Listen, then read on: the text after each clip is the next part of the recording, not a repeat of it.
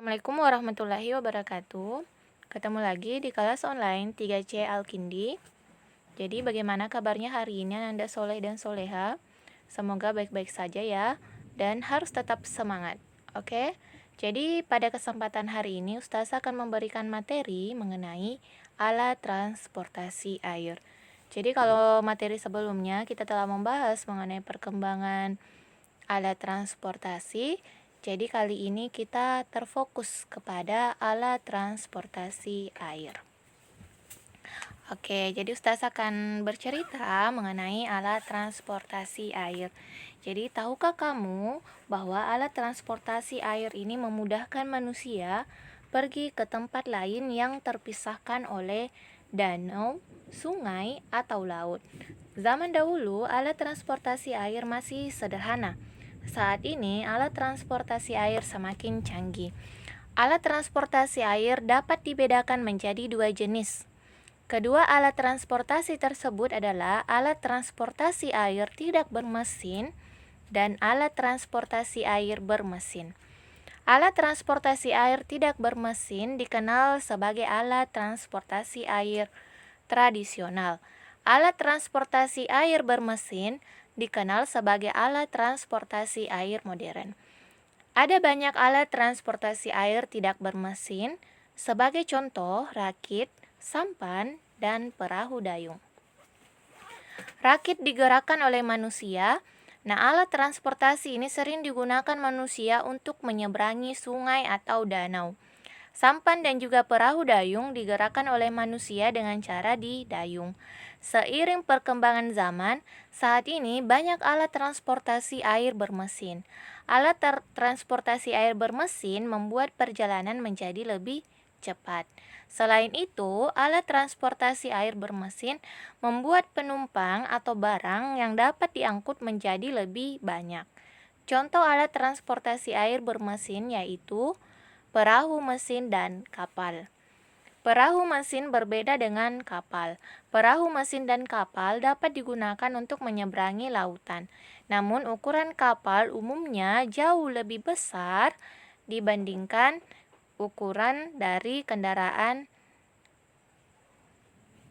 kapal yang lebih kecil atau perahu. Nah, kapal dapat menampung lebih banyak penumpang. Selain itu, kapal juga membawa kendaraan bermotor dalam jumlah yang lebih banyak. Jadi itu ya perbedaan antara perahu mesin dan juga kapal, yaitu ukurannya yang berbeda. Oke? Nah, Ustaz akan memberikan gambaran mengenai alat-alat transportasi air. Jadi yang tadi dibagi dua, yaitu transportasi air tidak bermesin dan transportasi air bermesin. Jadi ini adalah alat transportasi air tidak bermesin, contohnya sampan. Jadi dipakai untuk menyeberangi sungai atau danau. Kemudian, kemudian ini adalah kano. Jadi kano sebelumnya ini dibuat dengan menggunakan kayu, tapi sekarang lebih modern lagi. Dan kini kano dipakai untuk salah satu jenis olahraga air, perlombaan olahraga air. Selanjutnya kapal layar. Jadi ini kapal layar, dia tidak menggunakan mesin, tapi dia mengandalkan adanya layar kain dijadikan sebagai layar, kemudian dengan bantuan angin. Selanjutnya rakit. Nah, ini rakit pada umumnya dipakai untuk sebagai alat penyeberangan. Misalkan suatu daerah yang dibatasi oleh sungai, mereka menyeberang dengan menggunakan rakit. Rakit ini biasanya terbuat dari bambu. Selanjutnya gondola. Jadi gondola ini merupakan perahu yang digunakan di Italia. Nah, sekarang perahu gondola ini lebih digunakan untuk dipakai untuk berwisata, untuk melihat daerah-daerah pinggiran sungai di Italia.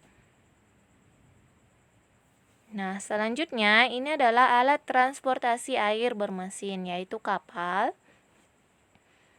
Nah, ini lebih banyak mengambil penumpang, digunakan biasa untuk menyeberang negara misalnya. Kemudian ini kapal ikan. Kapal ikan ini didesain unik, memang digunakan untuk menangkap ikan. Nah, kapal ikan semacam ini biasanya dimiliki oleh perusahaan. Nah, selanjutnya kapal selam dipakai untuk dengan namanya saja selam, jadi dia beroperasinya di bawah lautan. Nah, selanjutnya ini adalah kapal kargo, gunanya untuk mengangkut barang. Nah, selanjutnya adalah kapal tanker yang digunakan untuk mengangkut bahan bakar minyak. Nah, selanjutnya adalah kapal boat. Oke. Jadi lebih modern ya. Nah, ini adalah kapal pesiar. Oke, jelas ya. Oke. Nah, Ustazah telah bercerita mengenai perkembangan alat transportasi air. Sekarang giliran Ananda. Oke, tugas pertama. Ceritakan kembali mengenai alat transportasi air. Ceritakan kepada orang-orang di rumah.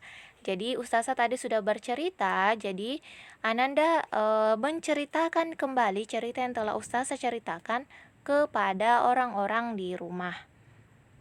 Oke, tugas ini dikumpul dalam bentuk video. Jadi jelas ya tugasnya. Nah, setelah bercerita, apakah orang-orang di rumahmu mendengarkan ceritamu dengan baik? Nah, ini bagaimana kita cara mengetahuinya? Maka Ananda harus bercerita dulu, kemudian memperhatikan orang-orang di sekitar apakah mereka mendengarkan Ananda dalam bercerita itu, mereka fokus dalam mendengarkan. Oke, pada saat bercerita, orang-orang di rumah telah mendengarkan ceritaku dengan baik. Nah, misalkan kondisinya seperti itu ya, berarti mereka telah menunjukkan sikap saling menghargai. Sikap saling menghargai juga harus dilakukan terhadap anggota keluarga yang memiliki perbedaan karakteristik. Nah, jadi itu tadi, kalau seandainya orang-orang di rumah mendengarkan cerita Ananda dengan baik, otomatis itu artinya mereka telah menunjukkan sikap saling menghargai. Sikap saling menghargai juga harus dilakukan terhadap anggota keluarga, bukan hanya sekedar saling menghormati atau saling menghargai dalam hal mendengarkan atau fokus mendengarkan cerita orang, tetapi juga terhadap karakteristik individu. Misalnya, jadi ini contoh keberagaman karakteristik individu. 1. Jenis kelamin. Jadi perhatikan perbedaan jenis kelamin laki-laki dan perempuan. Kemudian ukuran tubuh, tinggi, pendek, gemuk atau kurus. Kemudian jenis rambut, lurus, ikal atau keriting. Kemudian usia, apakah dia balita, anak-anak, remaja, dewasa, dan lanjut usia. Jadi dengan adanya perbedaan karakteristik ini, Ananda diharapkan tetap bisa saling menghormati dan saling menghargai dengan adanya perbedaan karakteristik tersebut. Oke, jadi tugas selanjutnya buat anaknya Ustazah. Nah, sudah tahu kan mengenai perbedaan karakteristik? Sekarang, ayo kita mengamati. Nah, ini adalah tugas kedua. Tuliskan karakteristik anggota keluarga di rumah.